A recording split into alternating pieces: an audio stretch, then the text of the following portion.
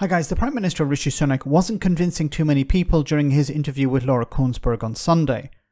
The Tory leader is apparently in election mode and is trying to sell the idea that his path is the right one, be it on tax cuts or immigration. However, former government advisor Baroness Casey delivered a pretty stinging review of Sunak's message that he needs to stick to the plan, a plan that is disconnected from the realities that ordinary people, aka voters, are going through at the moment. Have a listen to this. I think we did hear a slogan quite a few times, stick to the plan, long-term change that's starting to work.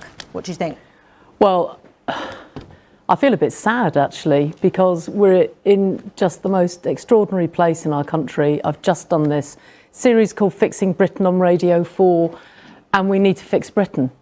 And I didn't take from that any sense that there's an acceptance that things are as bad for people as they are, Laura. Things are really bad for an awful lot of people out there. And spin is such a dangerous thing. To say those are the facts when they're not the facts. They're really not the facts. You know, from the boats, which is just a headline rather than give me an immigration policy, to the latest, let's crack down on welfare. Well, they always crack down on welfare. If they were going to crack down on welfare, why haven't they done it by now? And as far as I can see, it isn't working. And so you're in this invidious position when the guy's running into a general election. He's probably quite a decent bloke. He seemed to be a fairly all right chancellor, despite all of the terrible things. And there he is selling nonsense. I mean, it just rang hollow, one thing after the other. And I can't help, I can hear it in my tone, feel a cross between angry and upset. And the kick as well around junior doctors. People need to know that people who've trained for 7 years and hold our lives in their hands. These aren't trainees, these aren't medical students. We're paying them £15 an hour. I mean, it all rings hollow. And what I wanted was some acceptance that actually Britain is we're pretty low, actually. And a lot of people in Britain will not feel these tax cuts. And the idea that all of these people are benefit scroungers, when most of them are working, the vast majority of people on benefit are working. So, yeah, I'm not the happiest person to start the programme, I'm afraid. I mean, Fraser. It's all about blaming someone else. It has always been the case that the Tories will blame someone else. If you look at some of the rhetoric, they'll say, well, it's Labour's fault. They left a disastrous economy that the Tories took over 13 years ago. But then when you focus on what they've been doing over the last 13 years, Rishi Sunak will say, well, it's nothing to do with me. I only took over last year. Or I only took over when Boris Johnson was in charge. Or they'll find excuse after excuse after excuse. And if it's not that, then it's blaming junior doctors. It's blaming people on benefits. They never take responsibility. How can you fix something if you don't believe it's broken? Or if you do believe it's broken, it's not your responsibility. So the Tories will respond by saying, no, there's nothing wrong. And then when reality is shown to them, they will say, well, it's not our fault. Even though we've been in power for 13, 14 years, it's nothing to do with us. It's all down to global factors, the war in Ukraine, the pandemic.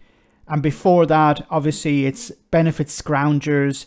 As was pointed out here by Baroness Casey, a majority of people on benefits are actually working.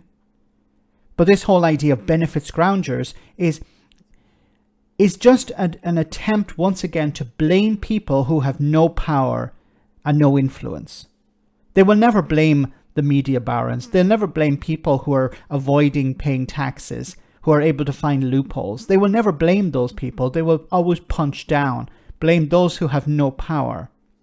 The junior doctors, £15 an hour. It's a disgrace. As was pointed out, these are people who have people's lives in their hands. They should be better paid. If they're not paid enough, they will leave. They will go and do something else, work in the supermarket, for example, or they will emigrate. And then you'll have a massive brain drain. And this is damage that is not temporary, it's long term. Because if you start losing doctors and nurses, it's going to be very difficult to get those doctors and nurses back. It's going to be very difficult to rebuild the NHS. I said before that Labour are inheriting a poison chalice. They're going to have to make massive cuts. I think they shouldn't be making massive cuts, but they believe they will. They're going to have to make certain changes, and they're already lowering expectations. And what needs to happen is massive investment, restructuring, rebuilding of the NHS, rebuilding of the social welfare state.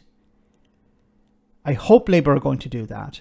Otherwise, they're going to see themselves out on their arses after the next general election. But a big problem also here is the lack of oversight within the media. There's no challenging of Rishi Sunak, who has been in charge for the last 13, 14 years. Your party has been in charge. Why haven't you done the things that you're saying you're trying to fix now? You've had ample time to resolve these problems, but you haven't. Why?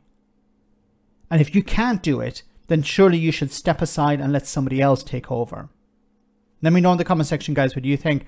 As always, your comments are greatly appreciated. Thanks a lot.